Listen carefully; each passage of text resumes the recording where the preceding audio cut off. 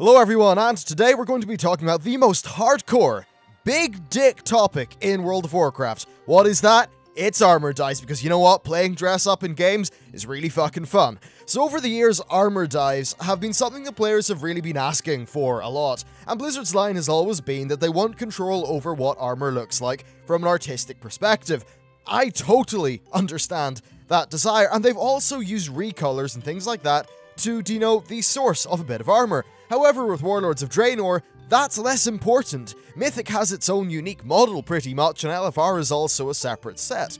So moving onwards to Legion, we are getting this new transmog system that they have been talking about. Essentially, it seems like you will unlock a bit of gear's appearance when it's bound to you, which is very similar to the Diablo 3 system. Now, with that being added to the game, and the increasing, I think, relevance of character customization, it seems like, really, Legion might be the ideal time to add armor dies to the game. Of course, the devil is always in the details, so how would Blizzard implement something like this? Well, firstly, I don't think it's fully fair to expect it to be a 100% retroactive system. That's a hell of a lot of work, and I'll probably get into that later. A large choice is whether each armor's set has its own bunch of dies, or whether the dies are universal and can be put onto any bit of gear. If they do universal dies, then they give players a lot of control over what gear looks and feels like, and of course that takes a lot of control away from Blizzard. I can see the pluses in that, but I can really see the downsides in that as well. If they make it so that each bit of gear has a few different dye variants, a bit like how in, say, Smite, you've got the actual character skin, and then you've got a few recolors, maybe you could just choose between a few recolors and that would be their version of a dye system. Now, another plus from this is that it could actually add to Warcraft's collection gameplay. Not only do you go and get a bit of armor, but you would also have to get the different dyes for that armor if you wanted them. Some of those dyes could be things that you would unlock with currency, some could be raid drops, others could be crafted. There's a lot of room to design there. I think there really is a lot that they could do with the dye system that would drive more gameplay for World of Warcraft, and overall, I think that could be quite a good thing. Now, it's also worth mentioning, there are actually two things which really spurred on this video specifically. First, in Star Wars The Old Republic, they have a color match feature, and second, I constantly get annoyed at the very slight differences in color that ruin potentially fantastic looking transmog sets. So in Tor, you can essentially click a button and unify the color scheme of your gear to match your chest piece.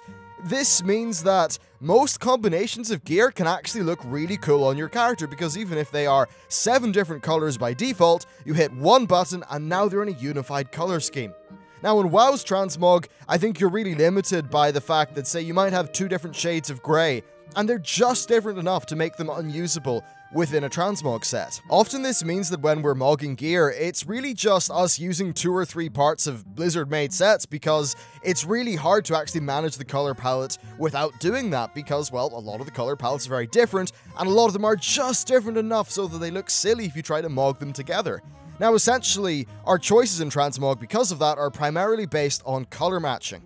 If WoW had a system where you could just color match gear, then you would be transmogging based on the actual physical appearance of a lot of that gear rather than just bits that look good together and have a similar color scheme. No, you can just look for really interesting and striking silhouettes, hit a button, and boom, it's all in a unified color scheme. I think a system like that, if they could find a way of doing it, would be absolutely just fantastic. It would open up so many options. But while I do think it would be cool, I suspect it's almost impossible to do without Blizzard going back and changing how gear is actually made from a sort of code and engine perspective. Right now, each item has its own static texture, but allowing for that texture to be swapped out all the time or modified on the fly would, I think, take quite a bit of work. Essentially, they would probably have to redo how they handle loads of different things.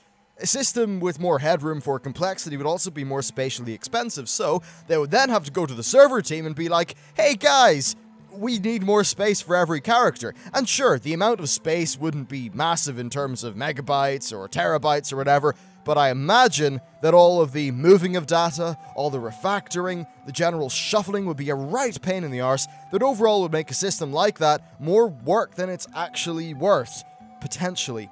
So where does this leave us for the end of the video? Well, I would like Legion gear to have a few different dyes per set of gear, which would give players more options when it comes to their visuals, but also a few more options when it comes to transmog opportunities. It being retroactive probably isn't the most feasible thing, but I think a system like this going forward would be a really nice addition to the game. With Legion doing so much in the way of customization and class identity, you've got the class accessories, most likely, as well. I just think that a system like this would make a lot of sense for this expansion, and certainly Blizzard are probably, they're constantly wanting more ways and more reasons for us to play the game. So this would add another reason for us to play the game, which would probably do a little bit more for retention and perhaps open up the idea of transmogging being fun to more people. So overall, there are definitely benefits for their side, but of course as players, it gives us something that I think would be really cool and would just give us more options and potentially more fun. So overall, dyes would be pretty nice. That's essentially it for this video. I just thought I'd go over the topic a little bit because it's something I don't think I've ever talked about on the channel, so it's about time I got that covered.